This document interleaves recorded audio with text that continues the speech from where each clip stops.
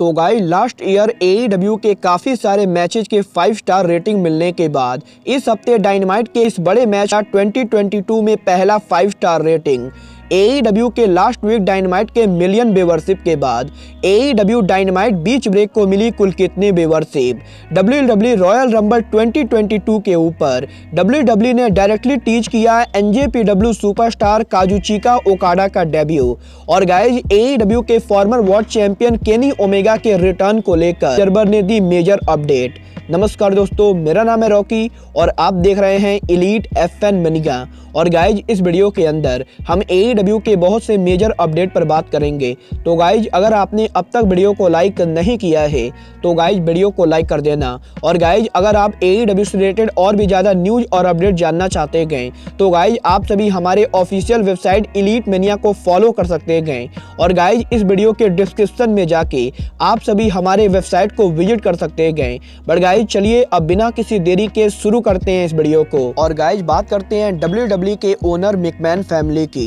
Well guys जैसा कि हम सब जानते हैं WWE के ओनर फाउंडर और चेयरमैन और कोई नहीं बल्कि विंस मैकमैन है। और गाइज यहाँ पर पिछले काफी लंबे सालों से विंस मैकमैन WWE को रन करते आ रहे हैं। और गाइज अब विंस मैकमैन काफी ज्यादा बूढ़े भी हो चुके हैं। बट गाइज क्या आपको पता है कि विंस मैकमैन के 75 साल के होने के बाद भी विंस मैकमैन की मदर अभी तक जिंदा थी। और गाइज अगर आपको नहीं पता है तो गाइज मैं आपको बता दूं, विंस मैकमैन के 75 साल के होने के बाद भी विंस मैकमैन की मदर अभी तक जिंदा थी। और गाइज यहाँ विंस मैकमैन की मदर की एज करीबन 101 साल है। और गाइज 101 साल तक लगातार जीने के बाद आज शाम को विंस मैकमैन की मदर की डेथ हो चुकी है। और गाइज यहाँ पर विंस मैकमैन के मदर के डेथ के बाद पूरा pro wrestling world McMahon family को उनको चीयर कर रहा है। और गाइज यहाँ पर विंस मैकमैन के मदर के 101 साल के होने के बाद विंस मैकमैन की मदर की आज शाम को डेथ हो चुकी है।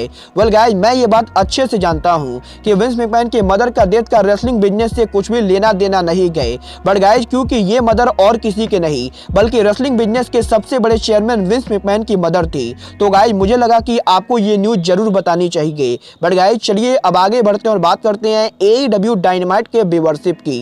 वेल गाइज बात करें यहाँ पर AEW डायनामाइट के व्यूअरशिप की तो गाइज जैसा कि आप सबको याद होगा AEW के लास्ट वीक के डायनामाइट शो को 1.0 मिलियन व्यूअरशिप मिली थी। और गाइज AEW के लास्ट वीक डायनामाइट की व्यूअरशिप थी 1 मिलियन। बट गाइज और बात करें इस हफ्ते डायनामाइट के व्यूअरशिप की तो गाइज इस हफ्ते AEW डायनामाइट के व्यूअरशिप लास्ट वीक के मुकाबले 7% बढ़ चुके गए। और गाइज इस हफ्ते AEW डायनामाइट बीच ब्रेक की व्यूअरशिप थी 1.1 मिलियन जो कि 2022 में AEW की हाईएस्ट व्यूअरशिप है। और गाइज AEW के इस हफ्ते का special edition dynamite show AEW का एक ब्लॉकबस्टर डायनामाइट शो रहा।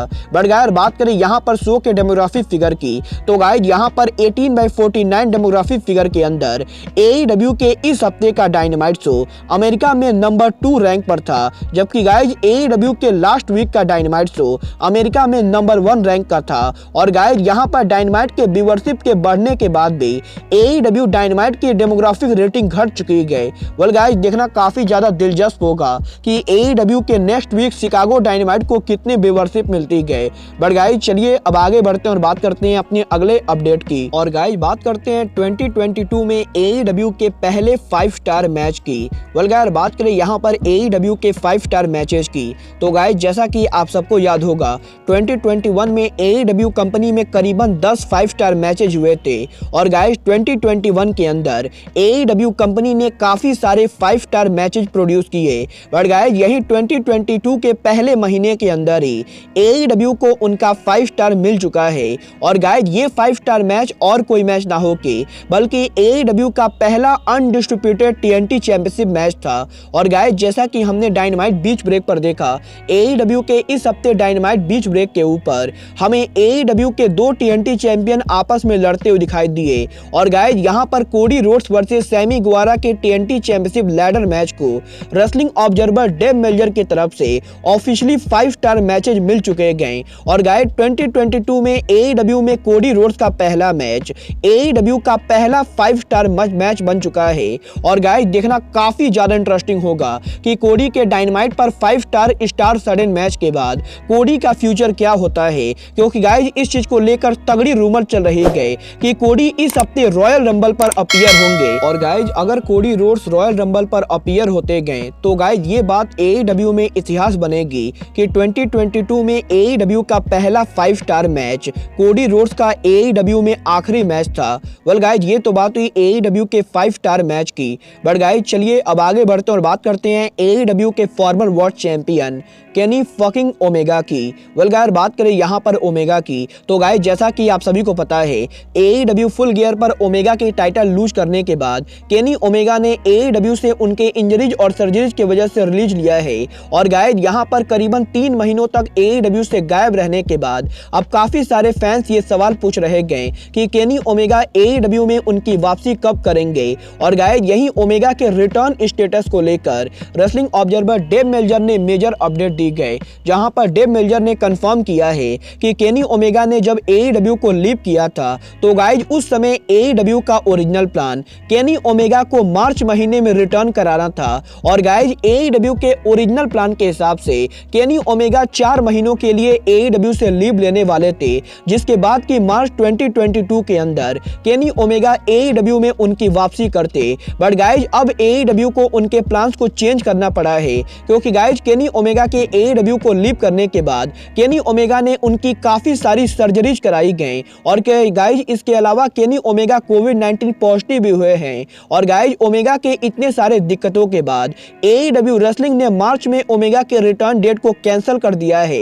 और गाइस यहाँ पर करंटली आज के टाइम पर AEW के अंदर AEW के पास ओमेगा के रिटर्न के लिए ना तो कोई भी प्लान है और ना ही कोई भी डेट। और गाइस इसका मतलब ये बिल्कुल भी क्लियर है कि केनी ओमेगा AEW में कब वापसी करेंगे, ये बात अभी AEW को भी कंफर्म नहीं पता है।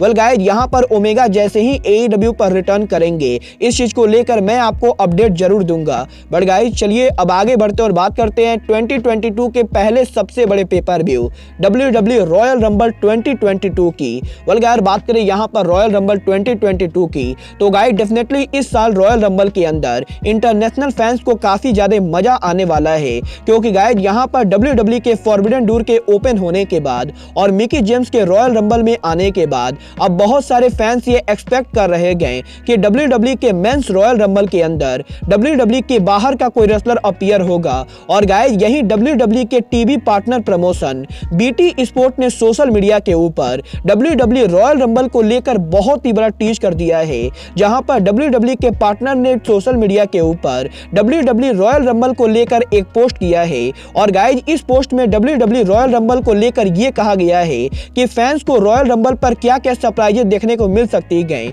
जहां पर इस पोस्ट के अंदर द रॉक और पेज के रिटर्न को टीज किया गया है। बट गाइस इस पोस्ट में जो सबसे बड़ी टीज की गई है वो चीज और कुछ नहीं बल्कि जापान के आज के सबसे बड़े सुपरस्टार और NJPW के IWGP वर्ल्ड चैंपियन काजुचिका ओकाडा के रॉयल रंबल डेब्यू को टीज किया गया है। और गाइस WWE ने डायरेक्टली इस चीज को टीज किया है कि WWE रॉयल रंबल 2022 के ऊपर NJPW के IWGP world champion the rain maker Kazuchika Okada appear होंगे। और गाइस यहाँ पर अब देखना बहुत ही ज्यादा इंटरेस्टिंग होगा कि WWE के पार्टनर्स के डायरेक्टली ओकाडा के डेब्यू को टीज करने के बाद क्या सच में कल WWE रॉयल रंबल के ऊपर द रेन मेकर WWE पर डेब्यू करते गए। और गाइस क्या सच में इंपैक्ट रेसलिंग और WWE के फॉरबिडन डोर के बाद NJPW और WWE के फॉरबिडन डोर ओपन होते गए। वेल गाइस आप ओकाडा को रॉयल रंबल पर देखना चाहते हैं या नहीं, आप सब मुझे कमेंट करके बताइए। बट गाइस अब आज के इस वीडियो में बस इतना ही, मैं मिलता हूं आपसे अपने अगले वीडियो में। बट गाइस तब तक के लिए just like Kenny, good bye, good night and bang.